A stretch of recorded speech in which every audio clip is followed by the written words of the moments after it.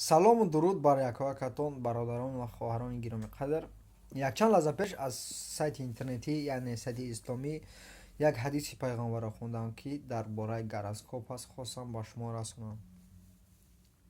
Ҳадис чунин аст: шахсе ки ба гороскоп бовар мекунад, аз ислом хориҷ шудааст.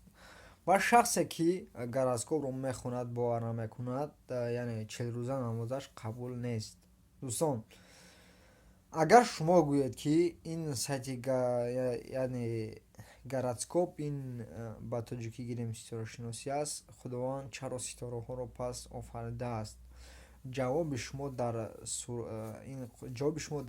Қуръони Карим, сураи Анъом ояти 97, сураи 6 Қуръон аст, ва дар сураи Мулк 67 сурай ояти 5 дар омада бинед. Дӯстон, ин барои чи инро ба шумо гуфтам, чун дилам ба шумо месӯзад.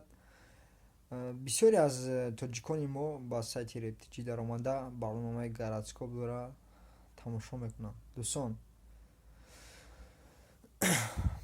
худованд ба ҳар яки мо ақл додааст. Аз ақл хуб истифода баред. Боқӣ дар паноҳи Аллоҳи меҳрабон.